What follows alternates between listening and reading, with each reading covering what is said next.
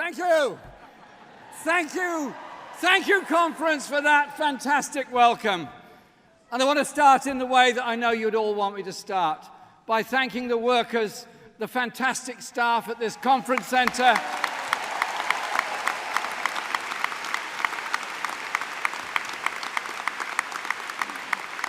all those that work in the hotels and restaurants all across Liverpool, and a really big thank you to all the Labour Party staff who make this whole conference possible and run it so well. Thank you to all of them.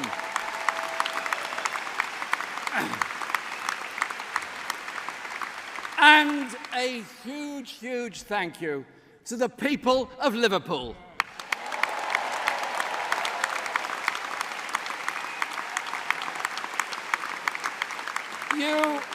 It is a fantastic city, and you've made us so welcome here this week, as you always do whenever we're in Liverpool. Thank you so much for the spirit and the humour of Liverpool.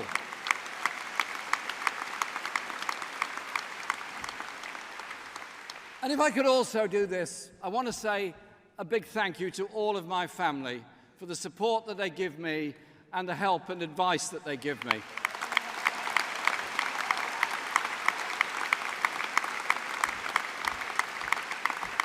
There is actually always a great deal of advice being given. But in particular, I would like to say a big thank you to my wife, Laura.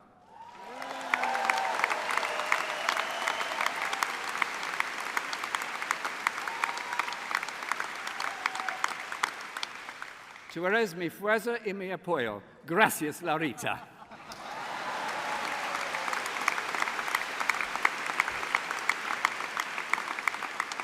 And congratulations to conference, to all of you, on what I think we can all agree on unanimously has been a great conference. A conference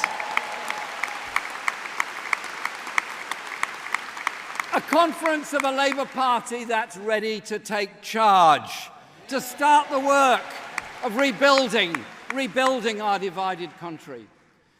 This year, we mark the centenary of the Representation of the People Act, which saw 8 million women getting the vote for the first time, along with 5.5 million working-class men. We now have more women members of the Labour Party than the entire membership, male and female, of the Conservative and Liberal Democrat parties put together.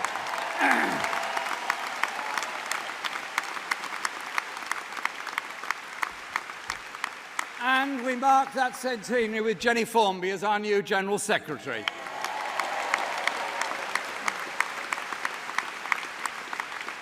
I've known Jenny for many years. Her integrity, her determination, they are real assets to our party.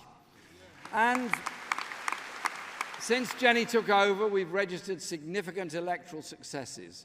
In May, we saw the only bit of blue in Greater Manchester turn red as Labour won back Trafford Council.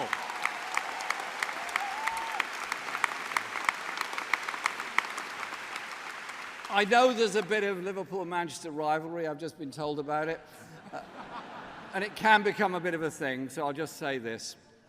There's not a single Conservative councillor on Merseyside either.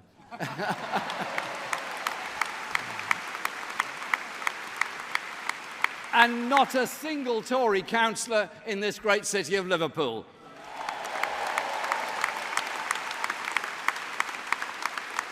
And across the country, we built on the gains Labour made in the general election. In the South West, we won back Plymouth. Well done, Plymouth.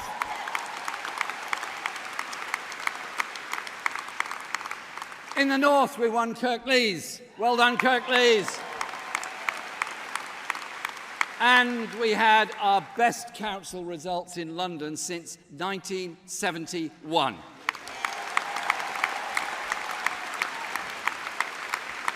In Scotland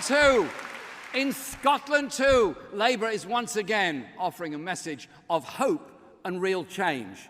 The choice is clear: investment and a fairer society under Labour, or austerity under the Tories, timidly accepted by the SNP.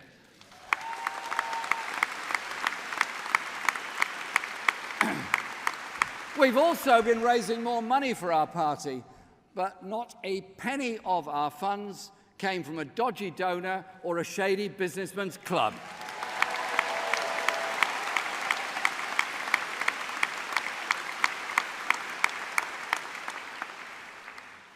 Our money comes from hundreds of thousands of people across our country who believe in what we all stand for. So I don't have to play tennis with an oligarch in order to keep the party organisation running.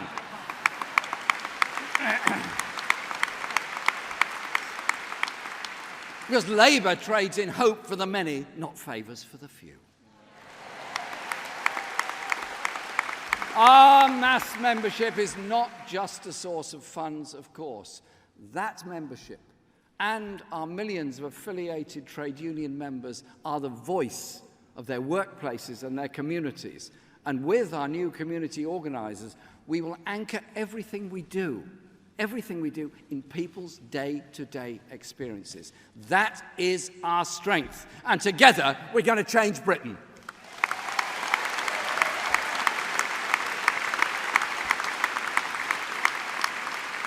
Those of you with eagle eyes may have noticed that not everyone is entirely happy about all of this. It turns out that the billionaires who apparently own the bulk of the British press don't like us one little bit. Now, it could be because we're going to clamp down on tax dodging, or maybe because we don't fawn over them at white-tie dinners and cocktail parties, or it could even be because Tom Watson has been campaigning for a second part of the Leveson media inquiry to be set up. Thank you, Tom.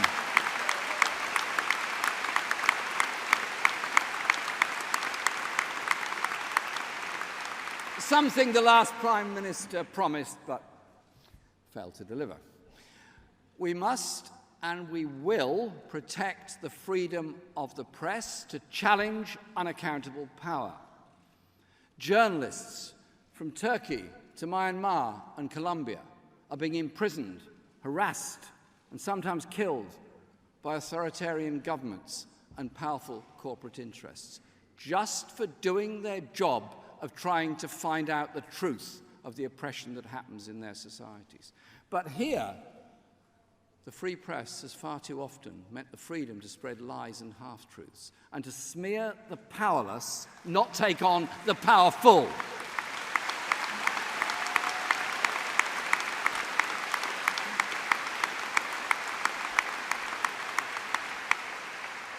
You challenge their propaganda of privilege by using the mass media of the 21st century, social media.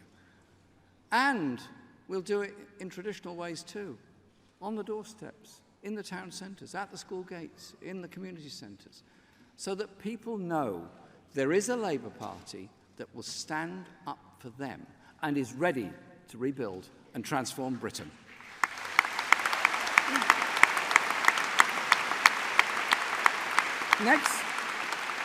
Next year marks the 200th anniversary of the Peterloo massacre, when 15 peaceful demonstrators were killed and hundreds injured on the streets of Manchester by troops sent in by the Tories to suppress the struggle for democratic rights. The great English poet Percy Shelley wrote a poem about the massacre, and that was the origin of our slogan, "For the many, not the few."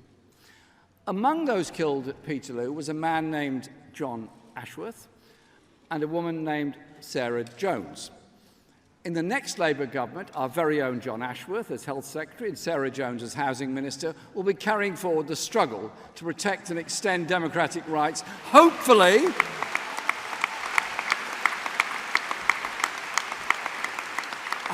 they won't become martyrs in the process. And we will honour the heroes of Peterloo by being true to their cause, with the Labour Party fighting for democracy and social justice against poverty and inequality and discrimination. And if we are to get the chance to put these values into practice in government, we're going to need unity to do it. Our movement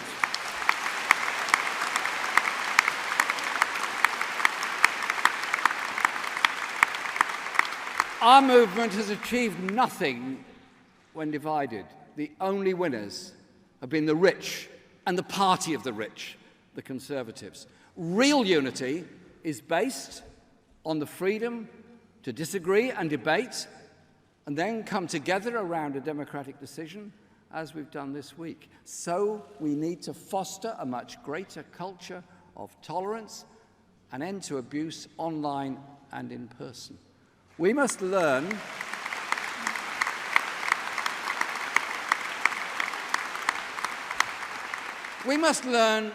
to listen a bit more and shout a bit less, to focus on what unites us, to accept losing a vote while maintaining the right to pick up the debate again.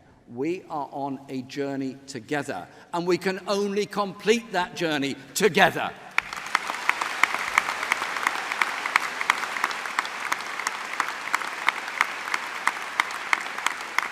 Our party must speak for the overwhelming majority of our country. Labour is a broad church and can be broader still. I want to lead in that spirit. After all, I appointed John McDonnell, despite him being a Liverpool fan. And Andrew Gwynn, who supports Manchester City. As you can see, there's lots of unity around the shadow cabinet. Conference, we're winning the public debate. We've defined the new common sense, and that's where our party can stand united. This summer was tough. Ours is the party of equality for all, the party that has pioneered every progressive initiative to root out racism from our society.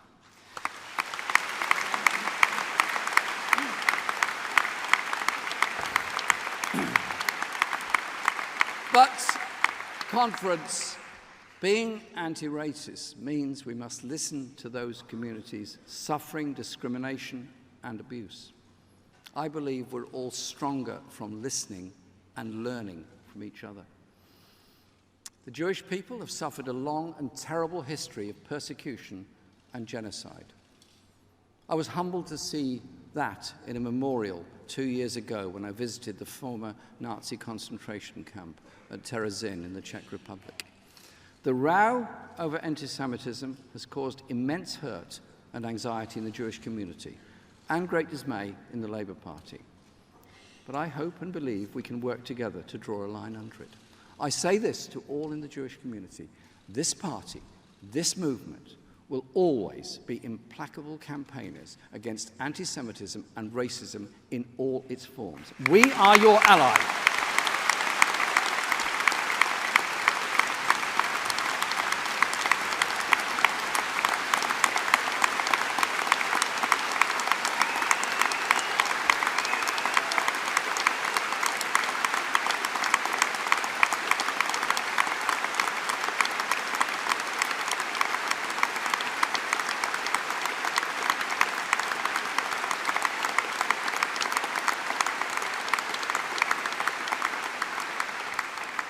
We are your ally, and the next Labour government will guarantee whatever support necessary to ensure the security of Jewish community centres and places of worship, as we will for any other community experiencing hateful behaviour and physical attacks. We will work with Jewish communities to eradicate anti-Semitism, both within our party and wider society. And with your help, I will fight for that with every breath that I possess.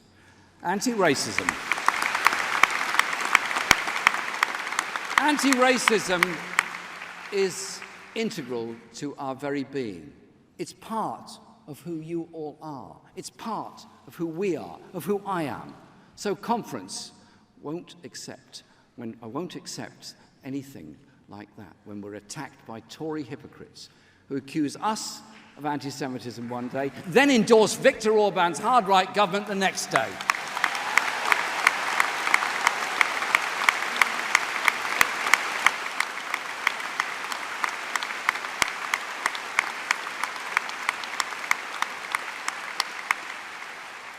Or when they accuse others of racism while they work to create a hostile environment for all migrant communities. We can never be complacent about the scourge of racism. Race hate is a growing threat that has to be confronted, not just here in Britain, but across Europe and the United States. The far right is on the rise, doing what they always do, blaming minorities, Jews, Muslims, migrants, for the failure of a broken economic system.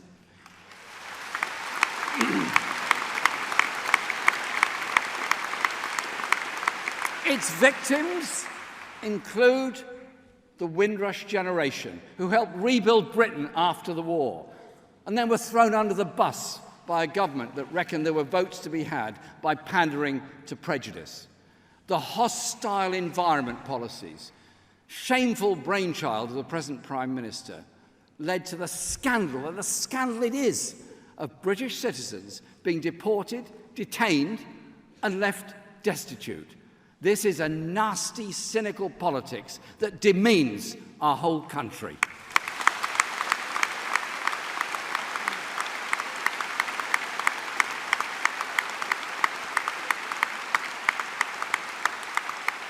And the Tories still haven't learnt. This week they received a letter from the anti-Semitic and Islamophobic Hungarian government thanking them for their solidarity, just at the same time as the rest of Europe were united in being appalled at what the Hungarian government has been doing. Our party will never stay silent in the face of growing Islamophobia, whether from the far right, on the streets, or the former Foreign Secretary's disgraceful dog whistle jibes at Muslim women.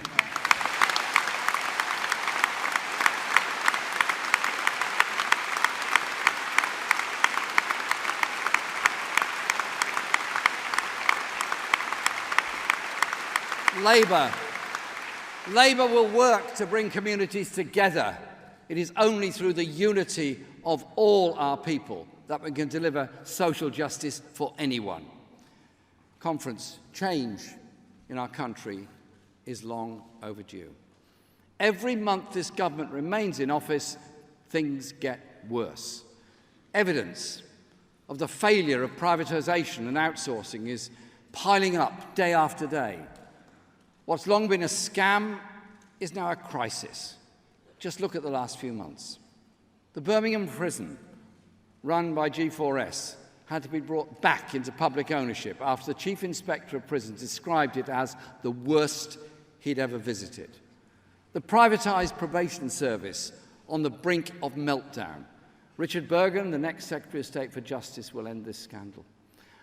On the railways, the East Coast franchise has collapsed for the third time in a decade, bailed out yet again by the taxpayers. You know what? You get on a train at King's Cross, and you never know who'll be running the train by the time you get to Edinburgh.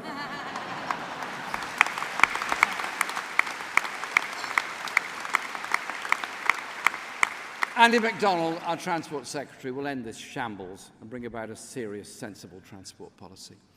And the giant privateer Carillion has gone bankrupt, sunk in a sea of reckless greed, leaving hospitals half-built, workers dumped on the dole, pensions in peril, while the Carillion directors continued to stuff their pockets with bonuses and dividends, and small businesses in the supply chain took heavy losses or went bust.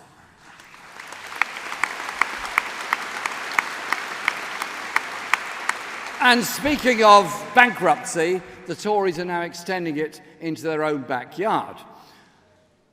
A Conservative government and Conservative local councillors have combined to push Northamptonshire over the edge, putting vital services to those who need and rely on them at risk. 8 years of destructive austerity and obsessive outsourcing have left either councils teetering on the precipice too, and this government must be held to account for their social vandalism they're carrying out across the country.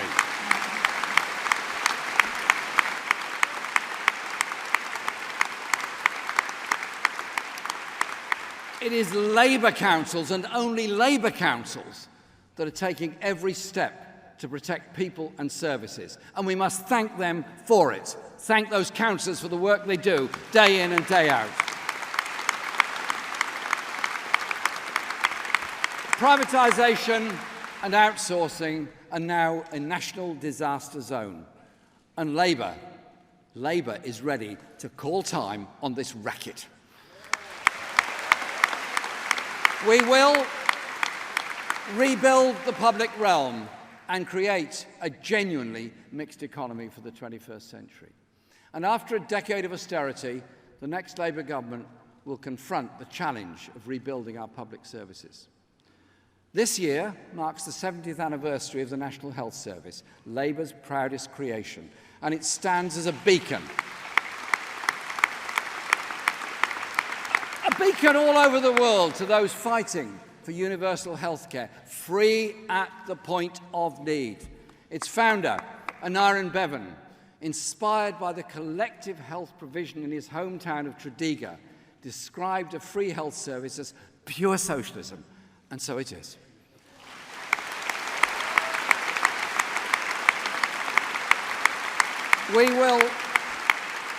We all contribute through our taxes so that it is there for all of us whenever we need it. But this Conservative government has pushed our NHS into crisis, with more people waiting longer in accident and emergency and to see a doctor, and over 4 million people on hospital waiting lists. And, as we were discussing earlier, there is a mental health crisis too, causing real pain and anguish. A woman named Angela wrote to me recently, and she said, "My mentally ill daughter was told she would have to wait 12 months to get an appointment with an appropriate therapist. As a mother, I'm at my wit's end to know how to help her anymore. I would hate her to become another suicide statistic." This has to stop, and under Labour it will. We will deliver real parity of esteem for mental health services to protect people like Angela's daughter.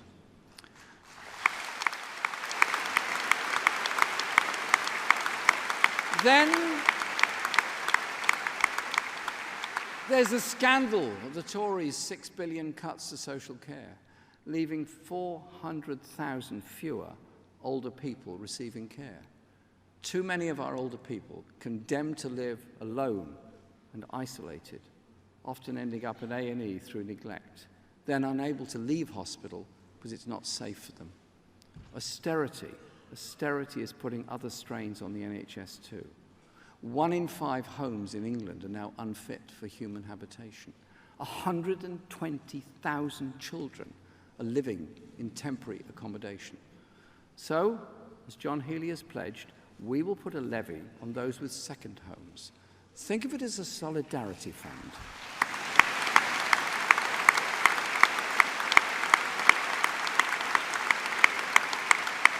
A solidarity fund for those with 2 homes to help those without any home at all.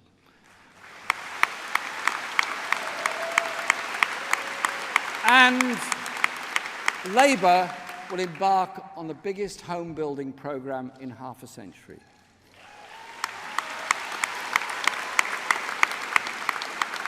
Meanwhile, for too many people, social security has become a system of institutionalised bullying and degradation. The Tories have created a hostile environment for disabled people. Hundreds of people from all over the country write to me about it every week. People like Richard, who says this: "My wife was diagnosed with progressive multiple sclerosis 20 years ago. A few months ago, we were told she needed to reapply for personal independence payments. She had an assessment by somebody who was not medically trained. We've now been told that all her benefit will be stopped." And he adds, I have tried to be her rock, but the stress and suffering I can see my wife going through is so very cruel, and I've had to put myself on antidepressants. These are human consequences of a Tory government that puts tax cuts for the wealthy ahead of care for the disabled people of our society.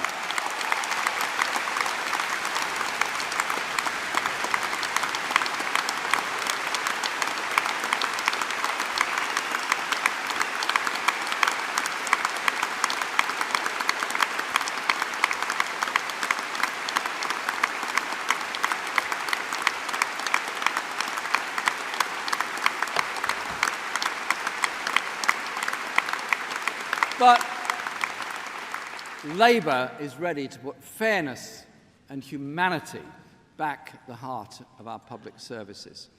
And as Diane Abbott told us yesterday, you can't keep people safe on the cheap. That's reflected in the fears of people like Ruth, who told me we've had an increase in our council tax to pay for more police, but we have no police station. The only increase we've had is in the crime rate. I worry about my elderly parents' safety in their own home. Ruth's fears are not unfounded. Violent crime is rising, while police numbers have fallen to their lowest level for 30 years. The Chief Constable of Bedfordshire says we do not have the resources to keep residents safe, and no one seems to be listening. Well, Labour is listening. We'll put another 10,000 police officers back on our streets, playing a vital role in tackling crime and making people safer. But if we want to reduce crime, more police are only part of the solution. Every study tells us that investing in young people and communities is key, and crime thrives amidst economic failure. So, under Labour, there will be no more left behind areas and no more forgotten communities. We know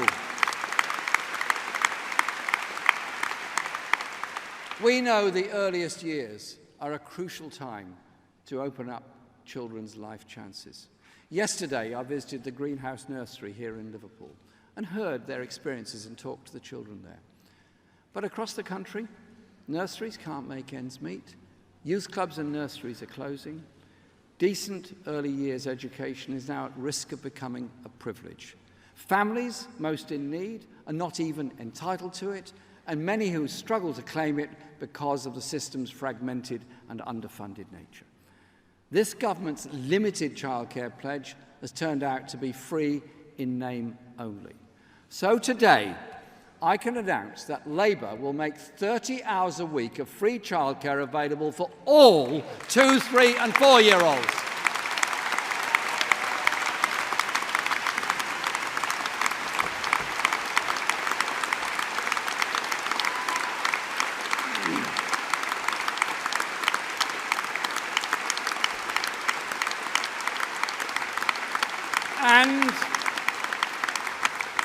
And we will provide additional subsidised hours for childcare on top of the free 30 hours allowance, free for those on the lowest incomes and capped at £4 an hour for the rest.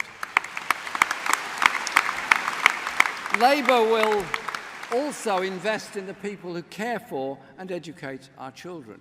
We'll raise the standards of childcare across the board with a 10-year plan to shift to a graduate-led workforce and improve the pay and skills of all childcare staff. With a new national pay scale for all early years workers starting at £10 an hour.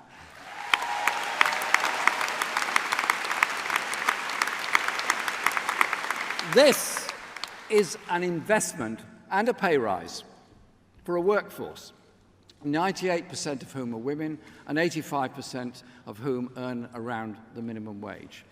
Patchy support for childcare is holding back too many parents and families and the life chances of too many children. This universal, free, high-quality childcare will benefit parents, families and children all across our country. Driving up standards for childcare will make the vital difference for millions of our children. Labour is offering a long overdue change that will transform people's lives and meet the needs of the 21st century Britain for all.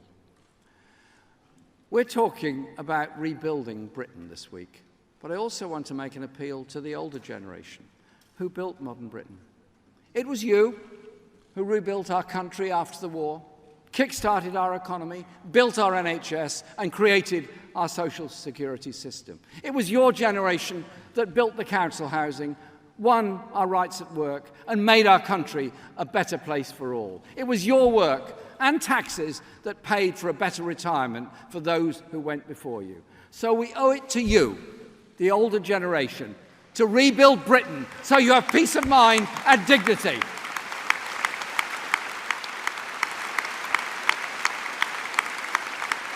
And we will fulfil that obligation with a triple lock on pensions, protected, along with the winter fuel allowance, a bus pass, and a national health and care service that can look after you and your families with the respect that you deserve. This is solidarity between all generations.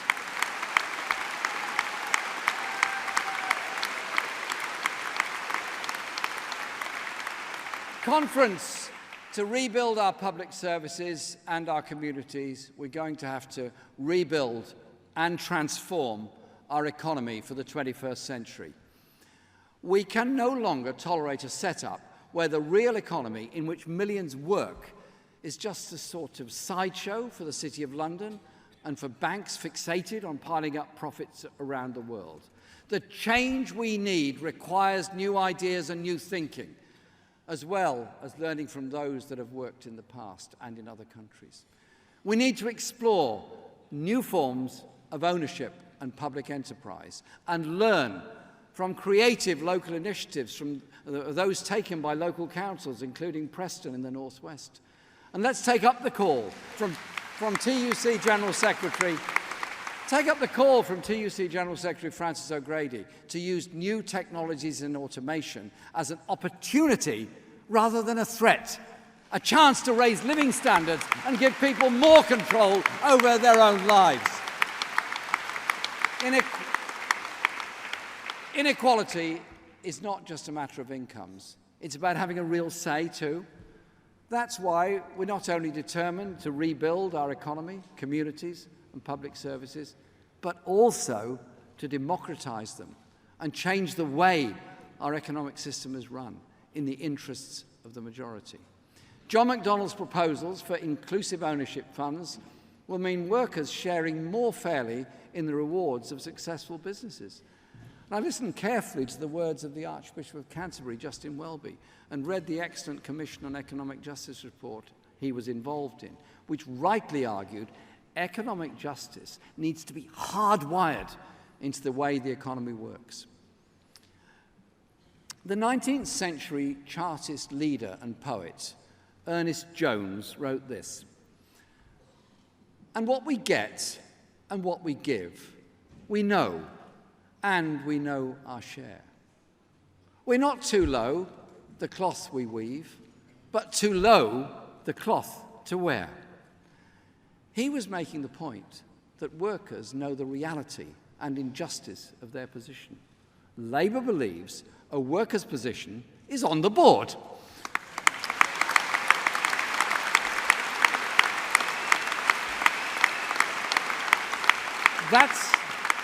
That's why we're proposing to give the workforce of all large UK businesses the right to elect a third of the seats on the board, giving employees a genuine voice and a stake, and shifting the balance at work in favour of the wealth creators, improving both decision-making and productivity in the process.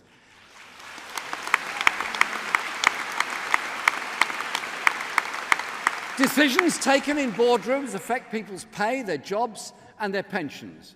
Workers deserve a real say in those decisions. It's actually nothing for businesses to be afraid of.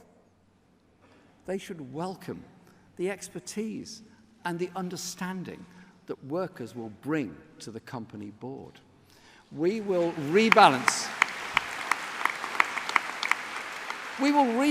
power in the workplace. But I say to businesses large and small, Labour will also deliver what you need to succeed and to expand and modernise our economy. More investment in transport and housing and digital infrastructure. More investment in education and skills so workers can be more productive. Action to save the high street, as Rebecca Long-Bailey set out yesterday. And action to deal with rip-off bills that hit us all. But most of all, a commitment to a Brexit that protects the jobs, the economy and trade, and determined opposition to one that does not.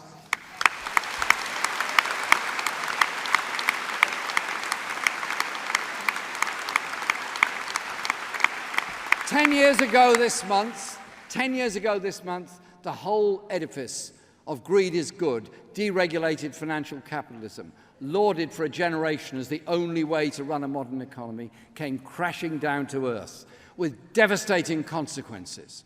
But instead of making essential changes to a broken economic system, the political and corporate establishment strained every sinew to bail out and prop up the system that led to the crash in the first place.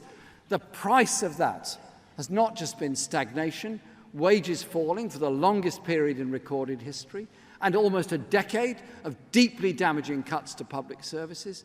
It's also fueled a growth of racism and xenophobia and has led to a crisis in democracy both at home and abroad. People in this country know that the old way of running things is not working anymore.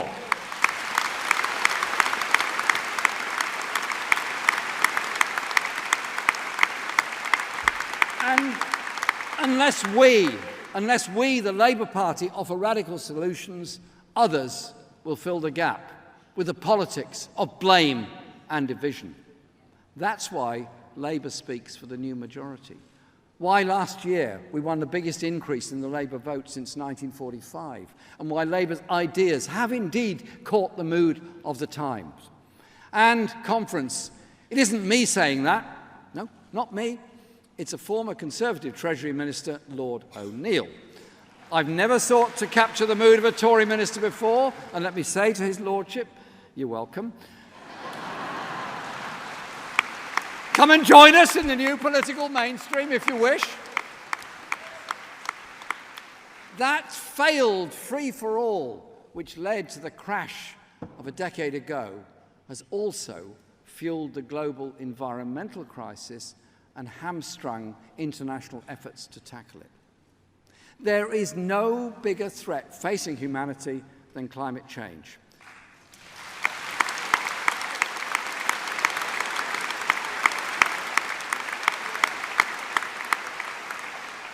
And 21 years ago, Labour's then Deputy Leader, John Prescott, played a prominent role in helping to secure the Kyoto Protocol. Thank you, John, and thank you for being here today and supporting us.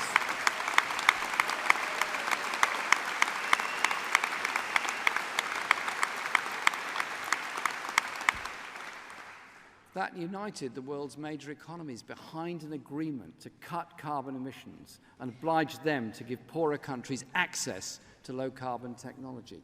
It was about solidarity, recognizing that the air we breathe does not respect national boundaries. And we all have an interest in every nation of reducing emissions and giving us all cleaner, less polluted air.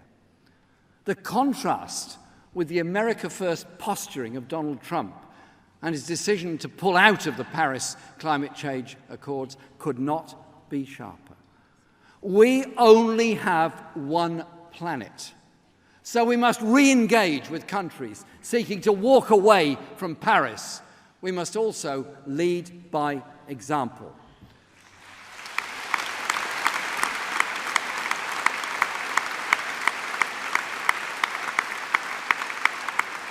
Yesterday, Rebecca Long-Bailey set out our plans for energy, developed with our Environment Shadow Secretary Sue Hayman.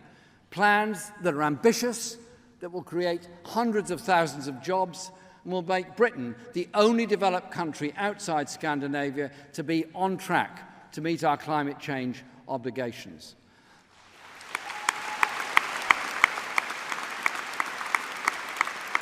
That will mean working with unions to ensure jobs and skills are protected as we move towards a low-carbon economy, and working with industry to change the way we build, to train the workforce that will retrofit our homes and work in the new energy industries too.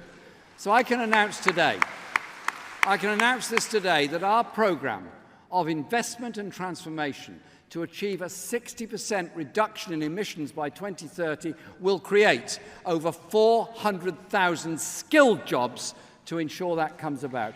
Good jobs.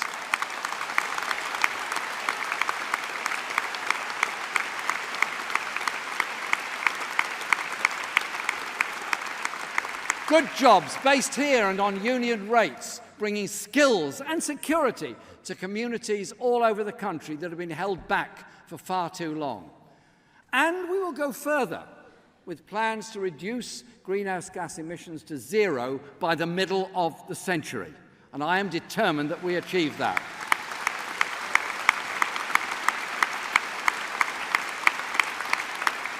I know that sounds ambitious, and it is, and will be delivered with the most far-reaching programme of investment and transformation in decades. Labour will kickstart a green jobs revolution that will help tackle climate change, provide sustainable energy for the future, and create skilled jobs in every nation and region of this country.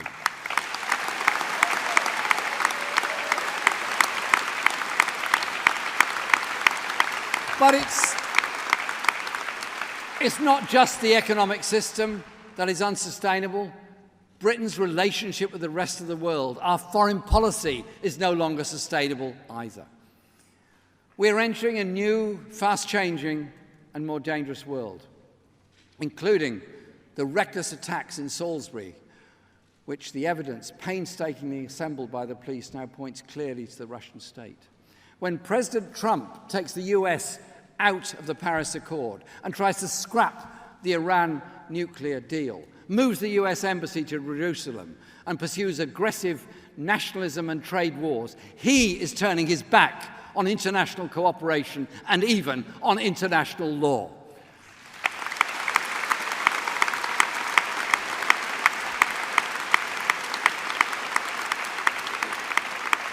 We need a government in Britain that not only keeps the country safe, but can also speak out for democratic values and human rights. Today's Conservative government continues to collude with the disastrous Saudi-led war in Yemen, turning a blind eye to evidence of war crimes and the devastating suffering of millions of civilians. That's why I was honoured to attend the vigil this week held in Liverpool by the Yemeni community in protest against what is taking place.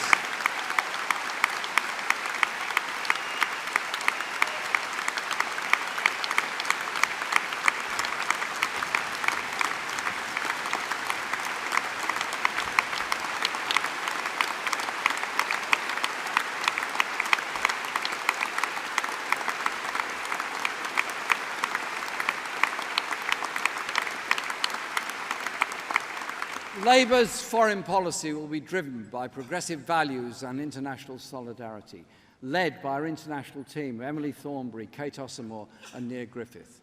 This means no more reckless wars of intervention like Iraq or Libya. It means putting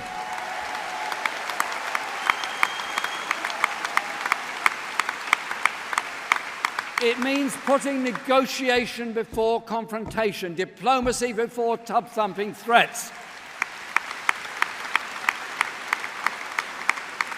And it means championing human rights and democracy everywhere, not just where it's commercially convenient.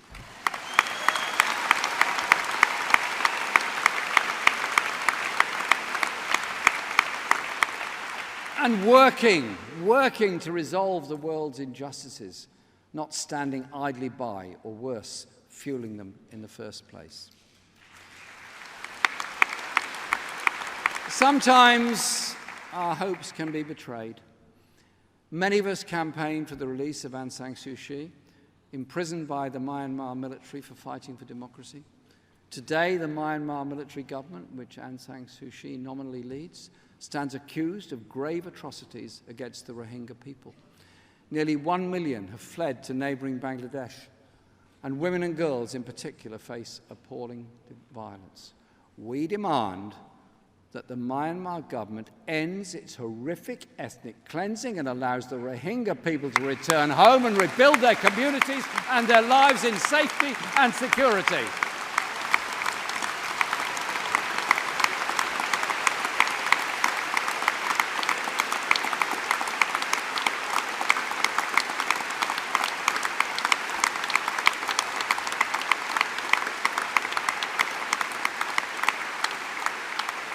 And let me say a few words about the ongoing denial of justice and rights to the Palestinian people.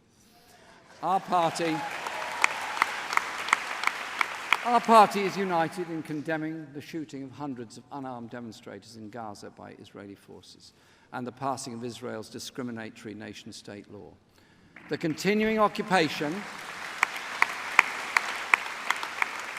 the expansion of illegal settlements, and the imprisonment of Palestinian children are an outrage. We support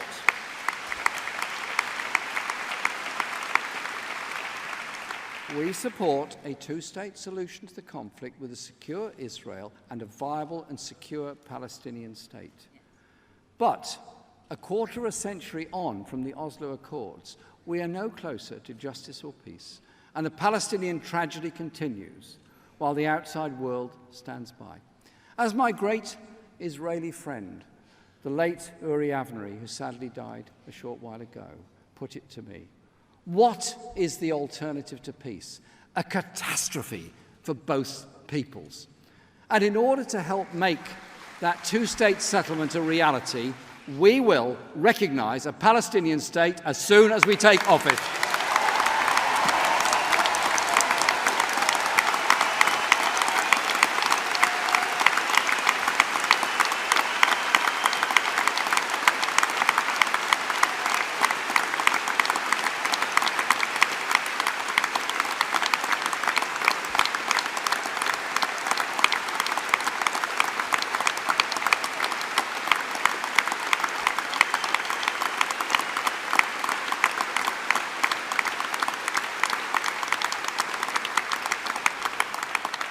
We will also make a far more determined effort to help bring an end to the terrible war in Syria, a war that has led to millions of refugees.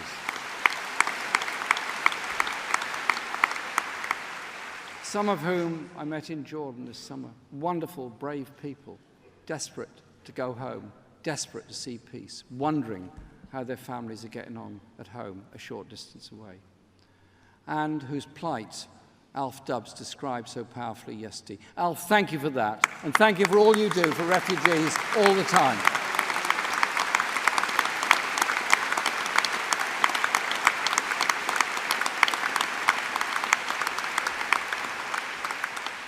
The Syrian conflict has been fueled by the military intervention of multiple powers, and it will need those same powers to deliver a negotiated peace settlement, to end the killing and allow those wonderful refugees the right, which they want, to return home to their own country.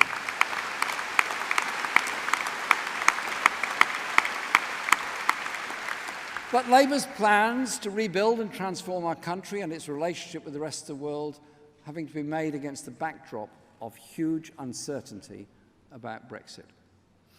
Labour respects the decision of the British people in the referendum, but no one can respect the conduct of the British government since the vote took place.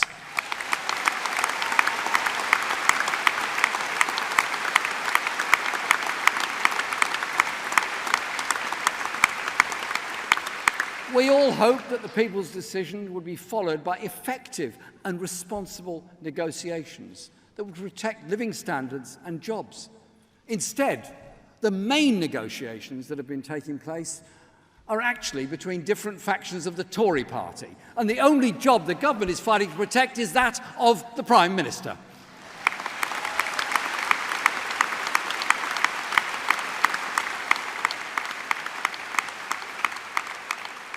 Theresa May used to say that no deal is better than a bad deal. Yet now, after 2 years of botched negotiations, she's threatening the country with just that choice: a bad deal or no deal. That is a threat to our whole economy, especially our manufacturing industry, and to the tens of thousands of skilled jobs in the supply chains here in Britain. Now, time is running out. Companies are losing patience in the absence of any clarity from the government. They are planning to relocate jobs abroad and in taking investment with them. Some have already started, and I fear more will follow. The Tories are well aware of this, but some see Brexit as their opportunity to impose a free market shock doctrine on Britain. The Prime Minister is in New York today, promising that a post-Brexit Britain will offer the lowest corporation taxes of all G20 nations. Handouts to the few, paid for by the many, and an already tried and failed strategy for boosting investment. Sajid Javid has set out his plan for more tax giveaways and ripping up people's pensions rights. Liam Fox is itching to secure and scrap workers' rights and privatise the NHS with a side order of chlorinated chicken. And then there's Jacob Rees-Mogg. No, Jacob has expressed his personal faith in Brexit Britain. It's personal, and he's expressed it so nicely, because he's decided to base his new investment fund in the Eurozone. The Tory Brexiteers unite the politics of the 1950s with the economics of the 19th century, daydreaming about a Britannia that both rules the waves and waves the rules.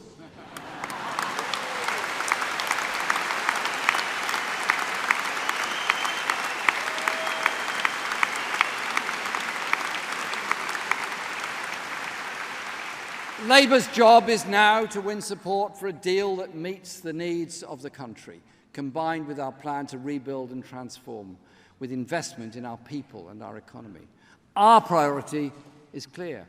We aim to get the best Brexit deal for jobs and living standards to underpin our plans to upgrade our economy and invest in every community and every region.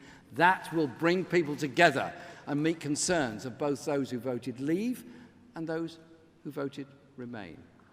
Conference, the way ahead is clear.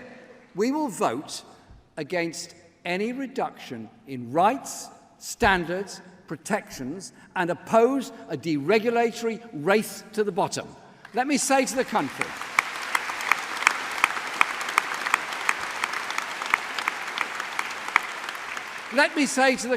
as it stands, Labour will vote against the Chequers plan or whatever is left of it, and oppose leaving the EU with no deal. And it is inconceivable that we should crash out of Europe with no deal. It would be a national disaster. That is why, if Parliament votes down a Tory deal, or the government fails to reach any deal at all, we would press for a general election.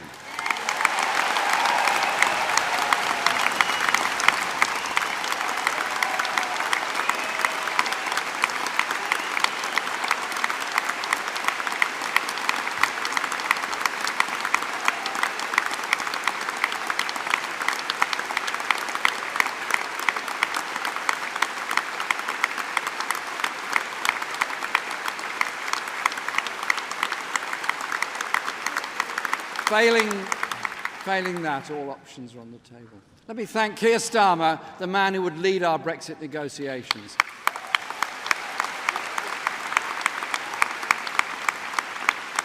Keir, having got agreement yesterday in this conference hall, getting one in Brussels should be a piece of cake.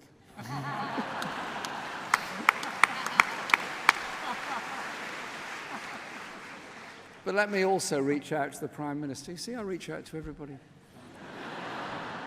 who's currently apparently doing the negotiations. Brexit is about the future of our country and our vital interests. It's not about leadership squabbles or parliamentary posturing. I say this to her in all sincerity and helpfulness. If you deliver a deal that includes a customs union and no hard border in Ireland, if you protect jobs, people's rights at work, and environmental and consumer standards, then we will support that sensible deal, a deal that would be backed by most of businesses in the world and trade unions. But if you can't negotiate that deal, then you need to make way for a party that can and will.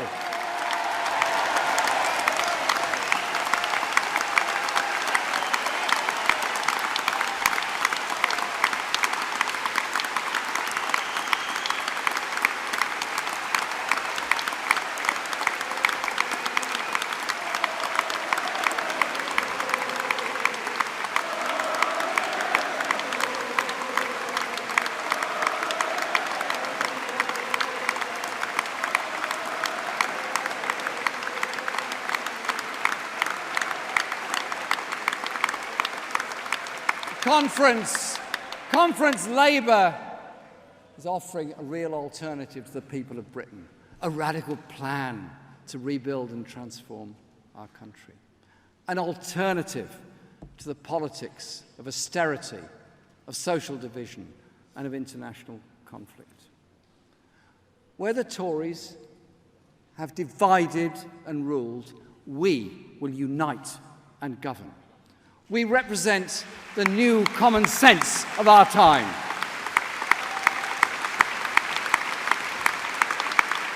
And we are ready to deliver on it. We must speak for the people to whom Theresa May promised so much but has delivered so little. And we must take our message to every town, city and village, united and ready to win, as we were in 1945, in 1964, and in 1997. So that when we meet this time next year, let it be as a Labour government.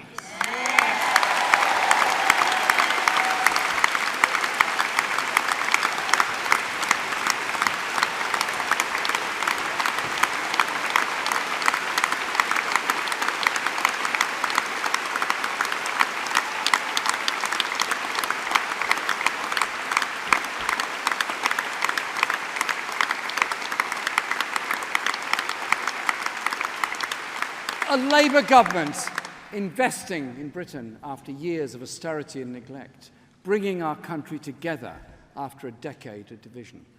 Conference, let every constituency, every community know Labour is ready, confident in our ideas, clear in our plans, committed to rebuild Britain. We don't want to live in a society where some of our fellow citizens sleep rough. A strong society is one that gives all young people the chance to realise their potential, and in which all of us know that if our parents need care, they will get it. Our task is to build Britain. Build a Britain together. Build a Britain for that security together, and we can! Thank you, Conference!